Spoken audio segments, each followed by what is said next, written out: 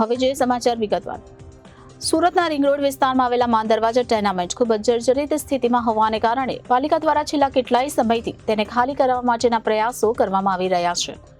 માન દરવાજા ટેનામેન્ટમાં વીજ અને પાણી જોડાણ કાપ્યા બાદ આજે ગેસ લાઇન પણ કાપી નાખવામાં આવી હતી, જેના કારણે રહીશોએ ઘર ખાલી કરવાની નોબત આવી છે અને લોકો હવે સ્વેચ્છાએ પણ સ્થળાંતર કરવાનું શરૂ કર્યું છે। ત્યારે વિપક્ષ નેતા પાયલ સાકરિયાએ માન દરવાજા ટેનામેન્ટના રહીશોની મુલાકાત લઈ તેમના પ્રશ્નો સાંભળ્યા હતા।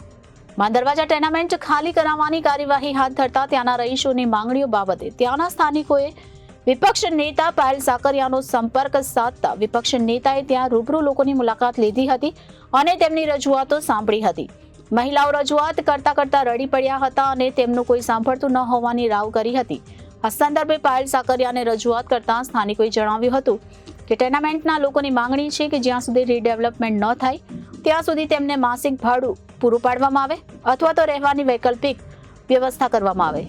ચોમાસા દરમિયાન પાલિકા દ્વારા જર્જરિત મિલકતોને નોટિસ આપવામાં આવી છે, જેમાં માન દરવાજા ખાતે આવેલું ટેનામેન્ટ ખૂબ જ જર્જરિત સ્થિતિમાં હતું।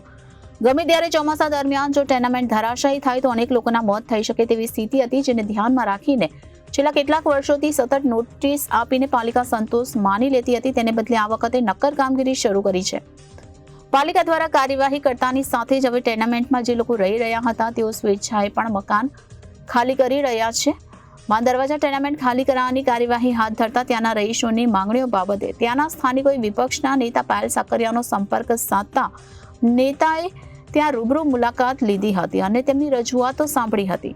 મહિલાઓ રજૂઆત કરતા રડી પડી હતી અને તેમનું કોઈ સાંભળતું ન હોવાની રાવ કરી હતી। આ સંદર્ભે પાયલ સાકરિયાને રજૂઆત કરતા સ્થાનિકોએ જણાવ્યું હતું કે ટેનામેન્ટના લોકોની માંગણી છે કે જ્યાં સુધી રીડેવલપમેન્ટ ન થાય ત્યાં સુધી તેમને માસિક ભાડું પૂરું કરવામાં આવે અથવા તો રહેવાની વૈકલ્પિક વ્યવસ્થા કરવામાં આવે। ત્યારે પાયલ સાકરિયાએ તેમની રજૂઆતો સાંભળી હતી અને વિપક્ષ તરીકે તેમના વતી રજૂઆત કરવા માટે ખાતરી આપી હતી।